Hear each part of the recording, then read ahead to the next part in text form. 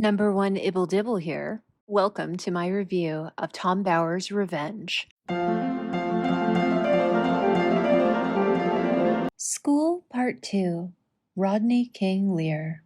The end of 1990 was a good time for the Markles. Through hard work, Thomas was flush with money. 26 years later, to extract a payment from an eager journalist, Tom Jr. invented the story that his father had won $750,000 in the California state lottery.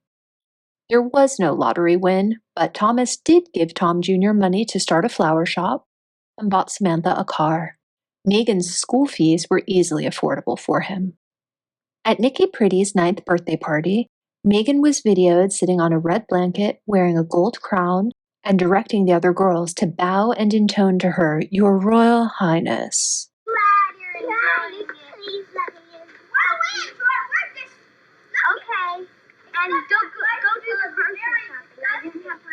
Apparently, she had been influenced after watching a tape of Princess Diana's fairy tale wedding.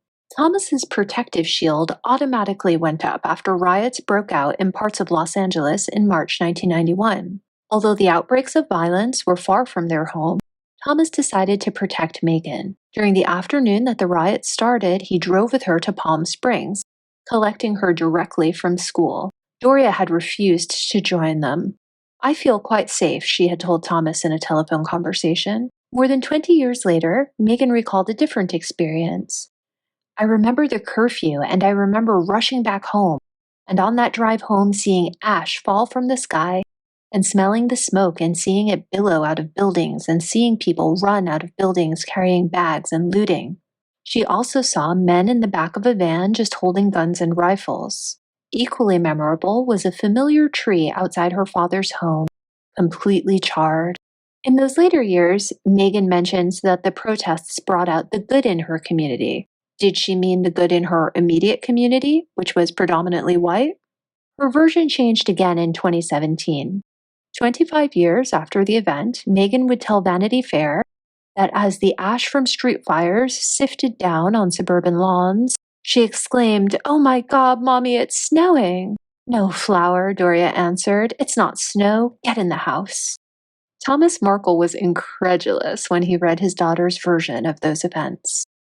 I'm Megan's age, and I remember seeing the coverage of the LA riots on TV. I remember people burning storefronts and people stealing random stuff. I don't remember anything along the lines of a Mount Vesuvius 9/11 type of ash. So I asked my friends who are from LA if they had any memory of this, and they all said they were completely unaffected by the LA riots, but for seeing it on TV. I've marked on this map where they each grew up: Manhattan Beach, Santa Monica, Pacific Palisades, and Malibu. Those areas were completely unaffected. I've also marked on the map the addresses of Megan's Hollywood Schoolhouse School in turquoise and Thomas's Woodland Hills home, again in turquoise. I also underlined in pink Calabasas, home of the notorious Kardashians, so you could understand where the city kind of ends and the suburbs begin, and that the more privileged areas of LA are north and west. Now, there's a discrepancy between Thomas and Meghan's stories. The facts are, the riot started on Wednesday. Thomas claims he picked Meghan up on Wednesday afternoon and drove her straight to Palm Springs. I've marked that route in purple. If his story is true, she never came near any area that had any rioting at any point. Meghan's telling of events doesn't acknowledge the Palm Springs trip and implies that she was staying at her mom's place in Mid-Wilshire. Now, on this map, I've outlined in lime green all the neighborhoods that were affected by rioting on day one, Wednesday. You can see that even if Meghan had returned to her mother's apartment, she would be a solid 15-minute drive north of any rioting. Late in the evening of day 2, Thursday, rioting did extend up to around where Meghan's mom lived. So it is theoretically possible that staying there, Meghan would witness this on Thursday. I find this extremely unlikely for a couple reasons. Number one, she wasn't living with her mom regularly.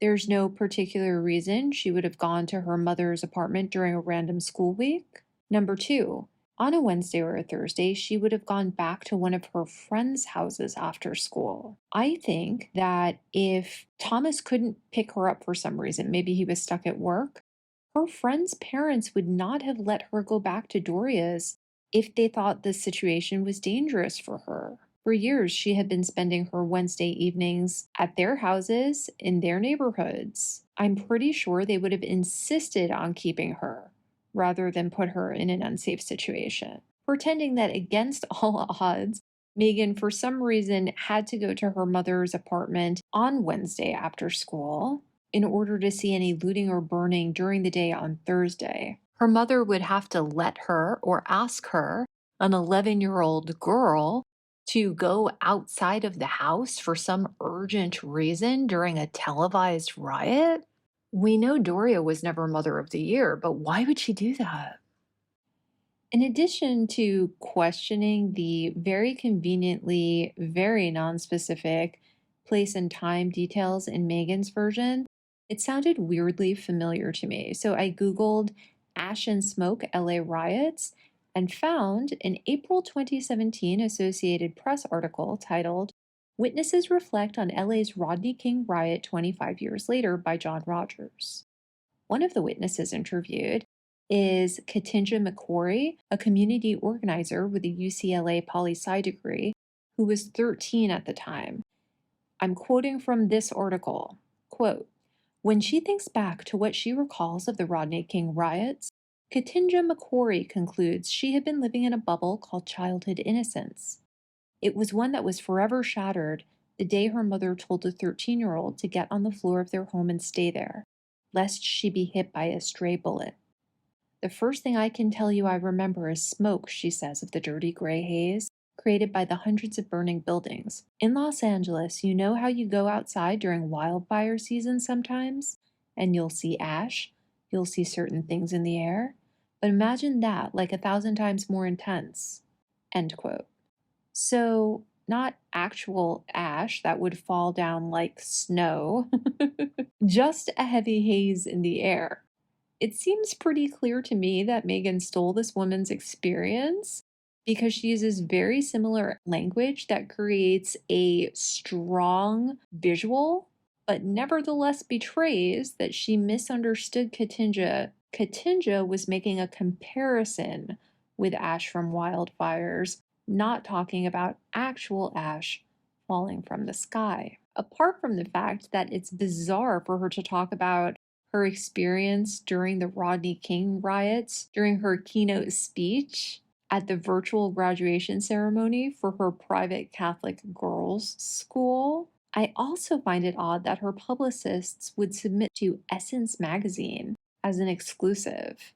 Essence magazine isn't going around reporting on high school graduations.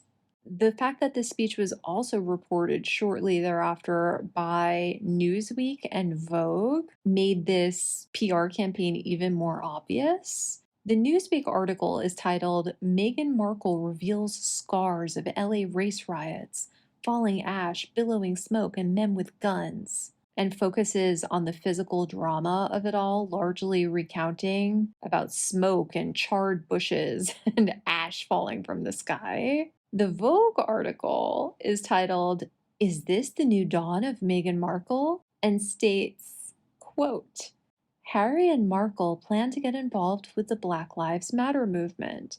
They're talking to community leaders and grassroots advocates to listen, learn, and figure out how they can be most impactful." End quote. So let's fast forward to the present day, August 2022. Newsweek and Vogue continue to run obvious puff pieces on her, and H&M have done absolutely nothing with or for Black Lives Matter. I can't help but notice that all this was happening before she moved into the Montecito Olive Garden and was still staying at Tyler Perry's place. It seems to me that she was pretending to care a lot more about the local Black community than she does, and pretending she had always been more a part of it than she was. Once she was out of Perry's house, she didn't even have the courtesy to keep Essence magazine on her little PR payroll. The last times they mentioned her were in 2021. They wished her a happy anniversary and a happy birthday. They did neither this year. What do you think? Don't forget to like, share, and subscribe. I'll be doing a chapter a day to keep the corgis away. Toodaloo!